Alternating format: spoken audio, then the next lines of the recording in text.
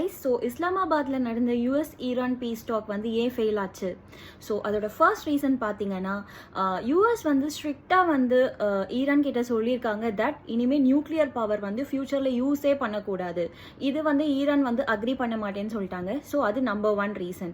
Second reason பார்த்தீங்கன்னா, straight of Hormuz இருக்குது பார்த்தீங்களா, அதை ஜாயிண்ட்டாக வந்து கண்ட்ரோல் பண்ணலாம் அப்படின்னு யூஎஸ் ப்ரொப்போஸ் பண்ணியிருக்காங்க.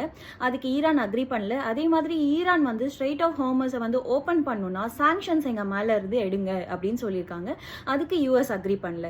இது செகண்ட் ரீசன்.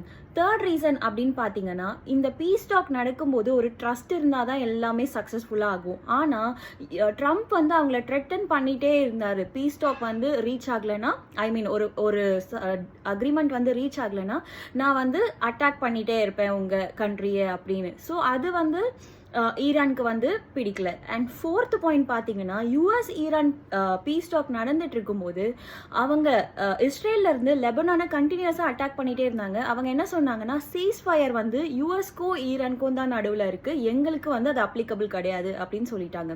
அப்புறம் ஃபிஃப்த் பாயிண்ட் பார்த்தீங்கன்னா, எந்த ஒரு பீஸ் டாக்குமே நல்லபடியாக முடியணும்னா 2 கண்ட்ரிக்கும் ஒருத்தருக்கு மேலே ஒருத்தர் வந்து ட்ரஸ்ட் இருக்கணும். ஆனால் அந்த மீட்டிங்க்கு முன்னாடியே ஈரான்லேருந்து என்ன சொன்னாங்கன்னா, எங்கள் இன்டென்ஷன்ஸ் வந்து குட் தான், பட் ஆனால் எங்களுக்கு அவங்க மேலே ட்ரஸ்ட் இல்லை அப்படின்ற ஒரு மைண்ட் செட்டோட போயிருக்காங்க. ஸோ அதனால தான் பீஸ் டாக் வந்து நடக்கலை. ஸோ இதெல்லாம் தான் இம்பார்ட்டன்ட் 5 பாயிண்ட்ஸ் வை இது ஃபெயில் ஆயிடுச்சுன்னு. So bye.